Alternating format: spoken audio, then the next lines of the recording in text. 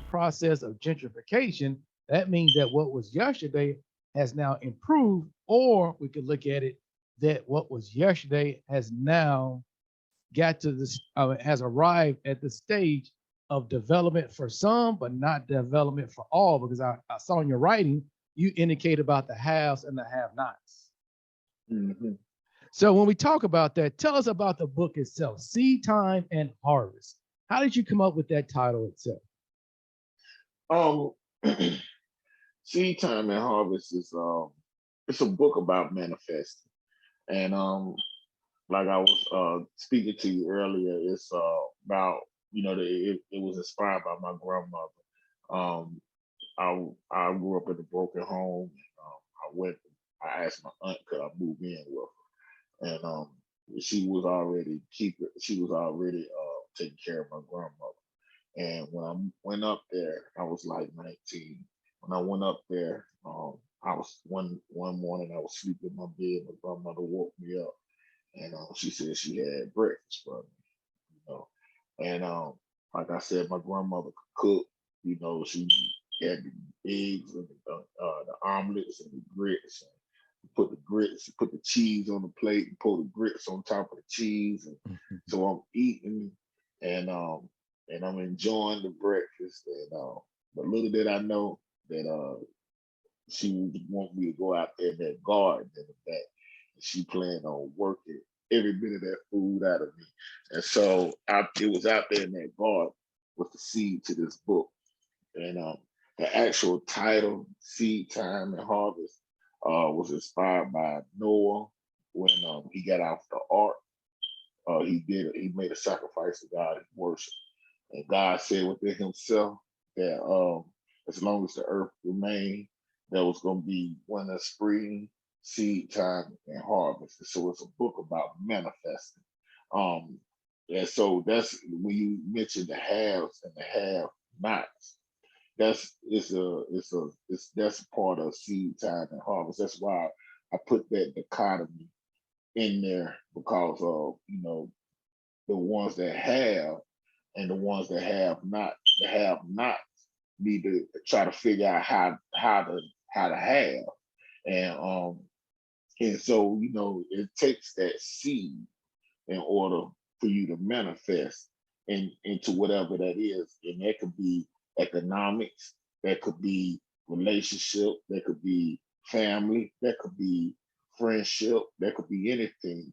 Because we all are a have in some area in our life, and then we all are a have not in some area in our life. But most people um, can all relate to monetary things. So monetary things is something more that's easier to communicate with people. Right. Now, also, I would take that the book is labeled under the genre of being a spiritual reading. Is that fair to say? Yes, sir. Okay. And you mentioned about Genesis 8 and 22. Tell us a little bit about that Bible verse, Genesis 8 and 22. How was it your inspiration?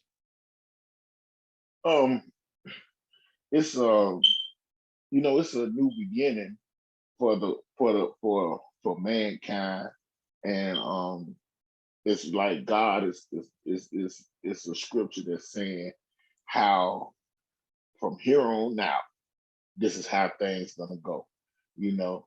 And that's why when you go back to the title poem with the haves and have nots, it says as long as the earth remains, this is no matter how times change, as long as the earth remains, the way the world works will be the same. So even though we got technology, even though we got Uber Eats, and even though we got all this convenience and social media and all these other things, the world, you still have to have that seed time, and you still have to have that harvest. So this is the way the world works, and there's no shortcuts to this.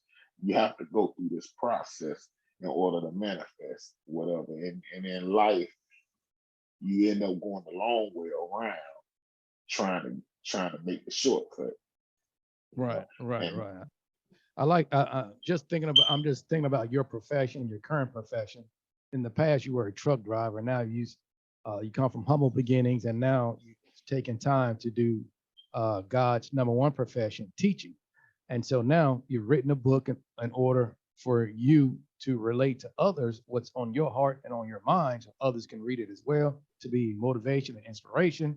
And but two, seed time at harvest sounds like your second occupation. First one as a teacher, second one, you're a farmer. And through farming, this is what they do. In order to, they feed the people through plowing the fields, planting the seed, watering. You work in the water company. You know how important good, clean water is. The water has to be filtered properly in order for the body to digest it and for the body not to reject it. Same thing with our food. It starts with the seed, by planting that seed, sharing love, and then harvest time comes. And after harvest time, working in the fields, pulling the food out of the dirt, washing them, and then it has to be transported, which is your other occupation, from town to town, city to city. And through that, you've seen gentrification taking place. You've seen urban communities through the ideology of the haves and the have-nots, that now we become a battle with one another, internal wars, because we have not planted the proper seed. And I take that from being a man.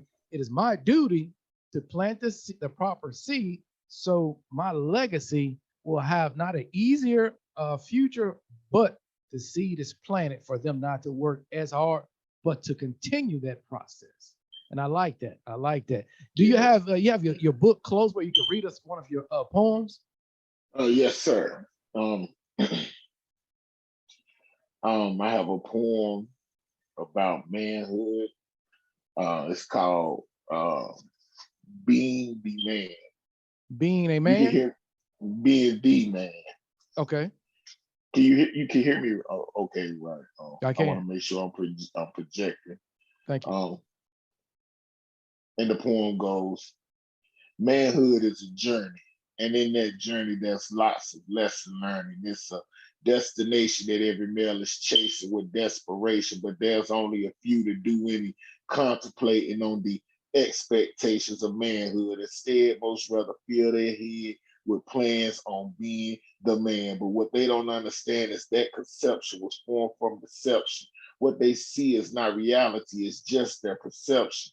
Satan is manipulating their observations, their fantasies is just a mirage. But this type of light refraction occurs from self satisfaction. That type of person that exalts himself as an idol God.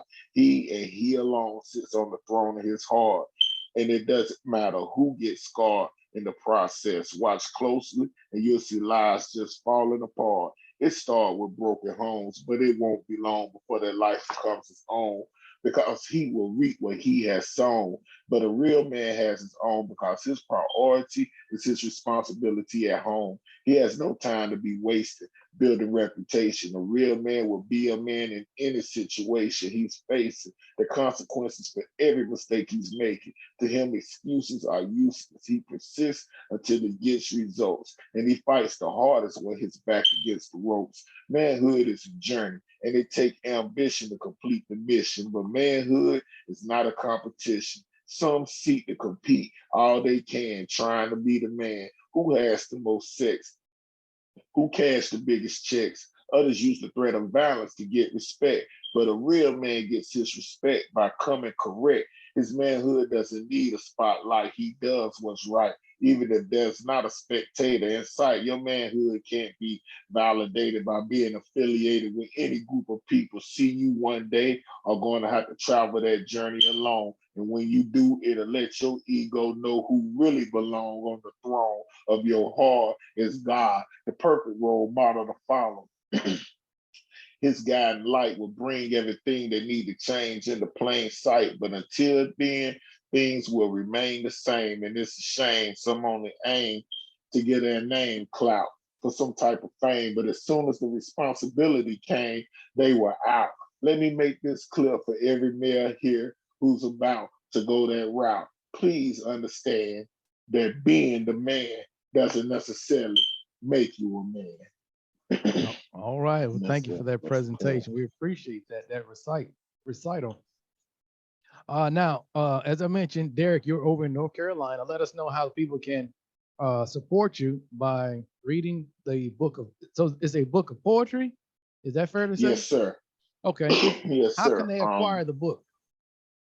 Um, they could just go on their search engine and type in Seed Time and Harvest, Volume 1, Derrick Davis.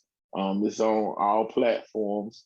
They can get it from Amazon. They can get it from pretty much any website. They can get it in ebook. They can get it in paperback. Um, you can look me up on. You can look up on Facebook. Follow my Facebook page, Dark Cloud, aka Derrick Davis. Um, you can look up my Instagram, Dark777 Cloud, and I'm on those. I'm on those platforms. You pretty much can um, Google, Bing, any other search engine. You'll see the book there. All right. Well, Derrick, I sure appreciate it. And I want to thank you again for carving out some time to chat with us over here in Monroe, Louisiana. Now, I know you say you're a previous truck driver and you've never been here, but you drove through Louisiana. Now, we're at the top of the boot. We're between Grambling State University and also Jackson State University, two HBCUs. So as you've heard what Deion Sanders is doing over there in Jackson, Mississippi, we're right down the Yeah, street. So man, I that's where love we to are. visit. Yes, yes, yes. And Yeah, so, I would love to visit. so is there anything else that I need to share with the people, Derrick? um, nah, just support the book, support the movement, and I like to thank you for allowing me to to be on your show. I hope this is the first of many future endeavors. And this is volume 1. Lord willing, there'll be volume 2 that'll go more in depth. I plan on taking it more and more in depth and doing more writing. And so just look for Seed Time and Harvest Volume 1, Derrick Davis. And I pray that this is that my writing edify God's people and glorify God's name. All right, I like that. Well, I thank you as well.